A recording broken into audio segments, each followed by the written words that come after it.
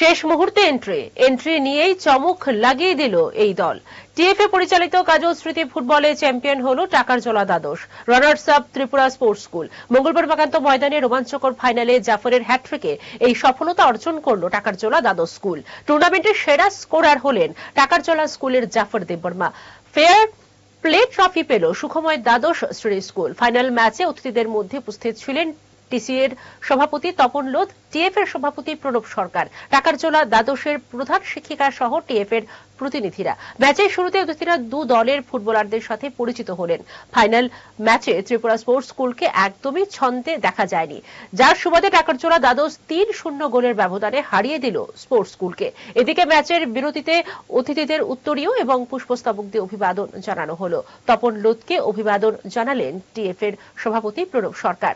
অপরদিকে টাকারজলা স্কুলের প্রধান শিক্ষিকাকে অভিবাদন জানালেন টুর্নামেন্ট কমিটির চেয়ারম্যান অমিত দেব। ফাইনাল ম্যাচের পর চ্যাম্পিয়ন দলের হাতে ট্রফি ও ২০,০০০ টাকা এবং রানার্স দলের হাতে ট্রফি ও ১০,০০০ টাকার আর্থিক সম্মান তুলে দিলেন অতিথিরা।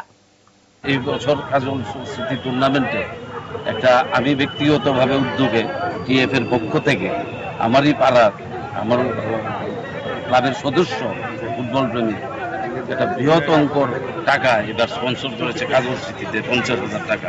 এটা একটা বিরাট প্রাপ্তি, কারণ ব্যবসায়ীরাও এগিয়ে আসে না, কোনো প্রতিষ্ঠানও এগিয়ে আসে না যে জায়গাতে একটা ব্যক্তি তার ফুটবল ভালোবাসায় সে ৫০,০০০ টাকা কালকে টিএফ এর হাতে তুলে দিয়েছে। আমরা একটা জিনিস করেছি, গত কয়েক বছর ধরে আমরা দেখছি যে স্কুলগুলিতে পর্যাপ্ত পরিমাণ প্লেয়ার নেই। কিছু কিছু স্কুলে ধরুন ৩০ জায়গায় ৭ বা আমরা সবাইকে খেলার সুযোগ করে দেওয়ার জন্য আমরা এই জিনিসটা করেছি। বয়স ভিত্তিকই খেলা, শুধু কোচিং সেন্টার বা কয়েকটা স্কুল মিলে যাতে স্কুলের নাম না দিয়ে চেঞ্জ করতে পারে সেই জিনিসটা করেছি, এবং তার প্রতিফলনে আমরা হয়েছে এবার ১৬টা টিম আমাদের এখানে এসেছে। আর আরেকটা জিনিস যেটা আমরা করেছি, আগে ছিল নকআউট সিস্টেম। নকআউট সিস্টেমে প্রকৃত খেলোয়াড়দের তুলে আনাটা খুব কষ্টকর হয়, কোনো দিন খারাপ খেলতে পারে, তার জন্য আমরা লিগ বেসিসে চলে গেছি।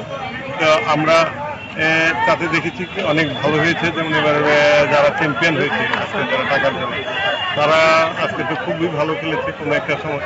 সুতরাং আমরা আশাবাদী যে এই যে পরিবর্তন আমরা করেছি কাজের, এই পরিবর্তনে আগামী দিনে আমরা সুফল পাবো।